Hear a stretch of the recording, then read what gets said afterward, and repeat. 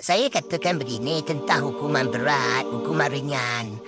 Nampaknya sesiapa yang berujar begitu, dia nak katakan hukuman enakmen syariah ringan paling maksimum 3 tahun. Dan dalam hukuman sivil, kanun kesiasaan, contoh kalau kita ambil liwat sebagai perbandingan, dalam 377C boleh pergi sampai 20 tahun, 30 tahun dan sebagainya lah. 30 tahun lawan 3 tahun. Kan? Kalau ini yang dikatakan dan diutarakan, saya andaikan pandangan mereka adalah hukuman yang lebih berat itu lebih baik. Betul tak? Ya, maksudnya pahaman dia, hukuman yang lebih berat itu lebih baik. Dan problem kepada kefahaman ini ada dua. Pertamanya, kalau kita kata hukuman yang lebih berat itu lebih baik, saya nak ajukan pertanyaan kepada mereka yang berpandangan sebegini. Kalau dibandingkan undang-undang sivil yang ada sekarang dengan undang-undang syariah, kalau kita tak bercakap pasal enakmen Kelantan ya, kita tak cakap pasal enakmen Kelantan, kita tinggalkan sekejap enakmen Kelantan, undang-undang sivil dengan undang-undang syariah, mana yang lebih berat? Saya ambil contoh mencuri. Undang-undang sivil, hukumannya 20 tahun penjara. Okey, undang-undang syariah hukumannya apa, Zuri? Kalau mencuri. Kalau mencuri, potong tangan. Okey. Dalam undang-undang syariah yang Mahkamah Persekutuan sendiri iktiraf, ada hudud, ada qisas, ada takzir. Di dalam undang-undang syariah, mencuri, potong tangan. Kalau merompak, potong tangan kaki secara bersilang. Kalau berzina, sebat 100 rutan. Kalau minum arak, sebat 80 rutan ikut pendapat. Dan hukuman ini. Setuju atau tidak dengan saya bahawa undang-undang syariah sebenarnya hudud qisas ta'zir adalah lebih berat daripada undang-undang sivil. Kalau sivil, ini syariah yang asal lah. Maksudnya bukan yang Malaysia punya.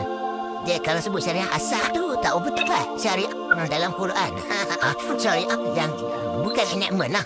Okay, jadi syariah. Hukumnya adalah berat. Tetapi pandangan ini bila kita utarakan, bukan saya utarakan lah, setengah pihak macam Kelantan dan Terengganu nak buat enakmen hudud. Kelantan ada enakmen hudud 1993, Terengganu ada enakmen hudud. Kita nak buat hukum syariah yang macam dalam Quran, yang berat tadi, potong tangan dan sebagainya. Bila kita nak buat hukum yang berat begitu, pandangan mengatakan bahawa ini berat pula, ini terlalu berat.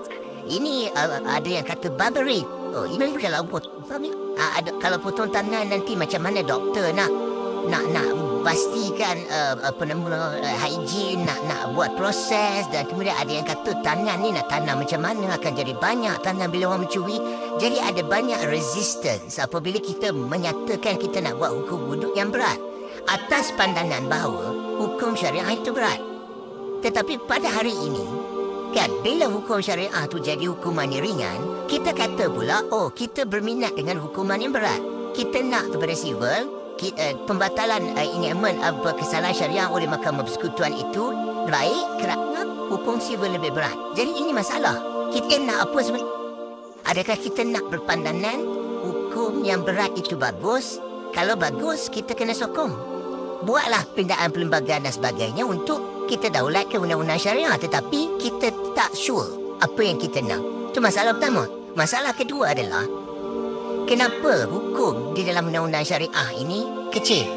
Kenapa 3 tahun? Kenapa 5,000? Kenapa 6 sebatan?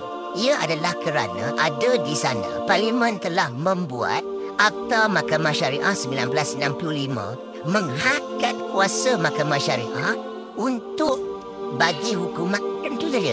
Bagi hukuman 3 tahun, bagi hukuman 5,000, bagi hukuman 6 sebatan.